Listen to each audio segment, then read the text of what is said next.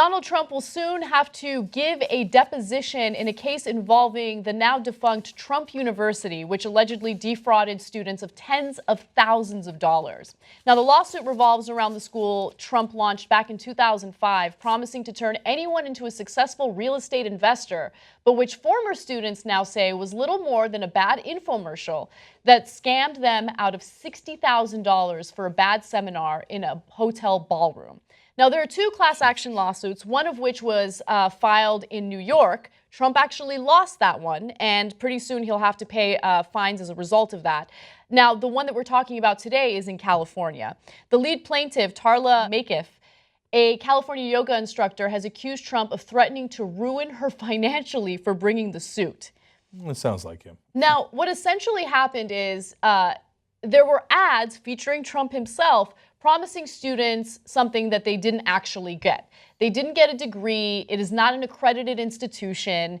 And at the end, it was all about scamming the students out of money. In fact, New York Attorney General Eric Schneiderman also has sued Trump, alleging in a $40 million lawsuit in 2013 that the university was never accredited, awarded no degrees, and was essentially an elaborate bait and switch. The Attorney General said Trump appeared in advertisements making false promises that persuaded more than 5,000 people around the country, including 600 New Yorkers, to spend tens of thousands of dollars they couldn't afford for lessons they never even got.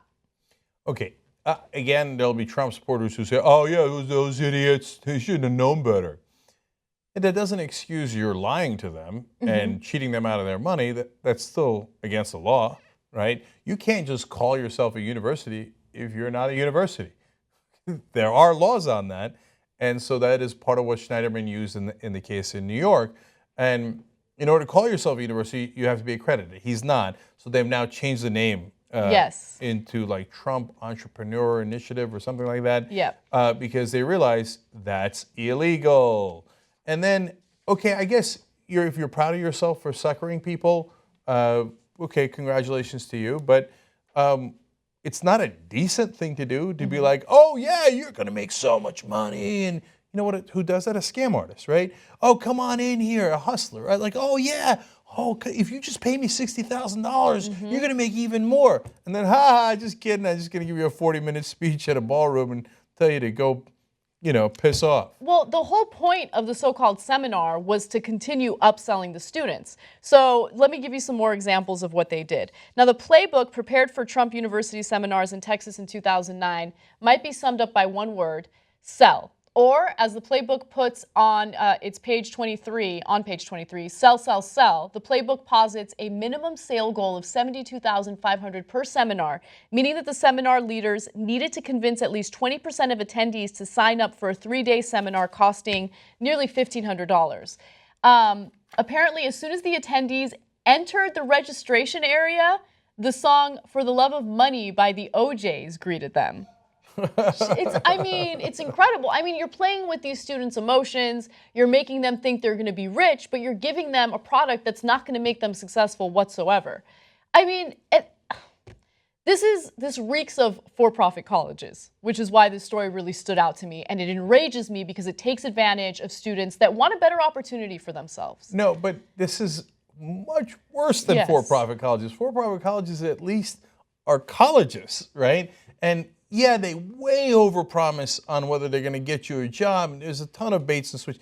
But in this case, this isn't a college, this isn't a university. It's a bunch of crappy seminars where they teach you same old trite stuff. Oh yeah, you buy low, sell high. Oh yeah, there's distressed property. You go in and you grab it, and with money you don't have, and then you sell it for a lot of profit later. That's not a university. That's not a college. Yeah. That's a 3-ring circus. By the way, you know what they would do? I'm sorry. They would set up the booths around the exits so that you couldn't leave without running into them.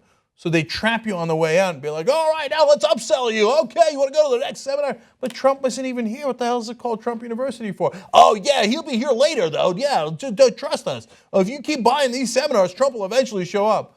Oh, you poor son of bitches. Does it really make sense to get business advice from a man who went bankrupt 4 different times? But here's the thing that greatly amuses me about Trump supporters. So you brag, and they do it in defense of that. Oh yeah, he just took advantage of the laws. you know? So he tricked those people into giving him money, and then he didn't pay him back. That's awesome. Wait, I thought the Republicans were all about pay your debts back, and they were yelling at people during the housing crisis, oh, you took out a mortgage, you should have paid for it. And when Trump does it, oh, he's a smart businessman. Yeah, he screws over all his investors. Then on Trump University, they're like, oh, well, you shouldn't have paid him. You're a dummy. Of course he's going to screw you over. You're stupid. He's smart. And then, wait, what are you going to do? I'm going to vote for Trump, and then he's going to give me things that I want. Oh, right. You're the next sucker.